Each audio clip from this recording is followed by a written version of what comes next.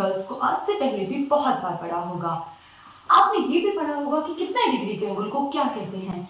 क्या आपने कभी सोचा है कि उनको उसी नाम से क्यों बुलाया जाता है? इसके पीछे कोई रीजन भी है या फिर हमें ऐसे ही रटा दिया जाता है? तो आज मैं आप सभी के लिए लेकर आई हूँ उन्हीं एंगल्स के नाम के पीछे का लॉजिक और साथ ही साथ उनको याद करने की ट्रिक्स। तो आइए देखते हैं हमारे एंगल्स। हमारा first angle 0 degree angle. 0 degree angle इसको क्यों कहते हैं? क्योंकि ये दोनों लाइंस एक दूसरे के बिल्कुल ऊपर हैं, तो इन दोनों के बीच में कोई भी डिग्री का एंगल नहीं होता, इसलिए इसको बोलते हैं 0 डिग्री एंगल। अगर हम इस एंगल को बीच में कहीं भी रख दें, 0 से 90 के बीच में कहीं भी रख दें, तो इसको हम बोलते थे एक्यूट एंगल। एक्यूट एंगल इसको क्यों बोलते हैं? क्योंकि एक्यूट का मतलब होता है तीव्र या फिर नुकीला, यानी कि जिसकी जो ढाल होती है वो इतनी तेज होती है, इसलिए इसको बोला जाता है एक्यूट एंगल। अब हम बात करते हैं हमारे राइट एंगल की।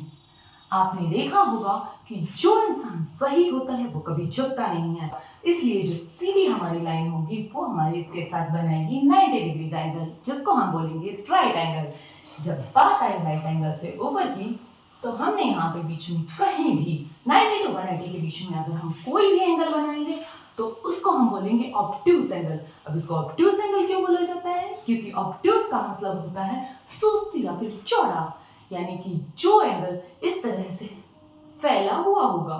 ये जो एंगल होता है 90 टू 180 के बीच में, इसको ऑब्ट्यूज एंगल कहते हैं, क्योंकि इसकी जो ढाल होती है इस तरीके से चौड़ी होती है।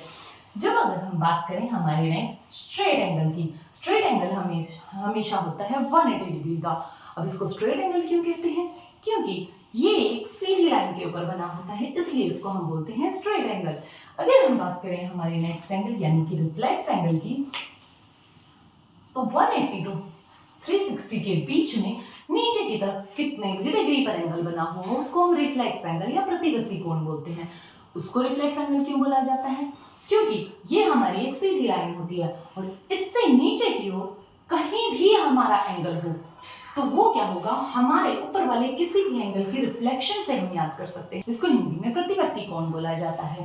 नेक्स्ट अगर हम बात करें हमारे कंप्लीट एंगल की, जो होता है हमारा 360 डिग्री का, इसको हम कंप्लीट एंगल क्यों बोलते हैं? क्योंकि हमारी ये जो लाइन यहाँ से चली थी, इसने अपना पूरा एक कंप्लीट रोटेशन यहाँ आके फिनिश कर दिया है, इसलिए इसको हम बोलते हैं कंप्लीट एंगल या फिर पूर्ण कोण। तो ये थी हमारी आज की वीडियो। आई होप आपको मेरी वीडियो पसंद आई होगी। If you like my video then follow for more. Bye bye.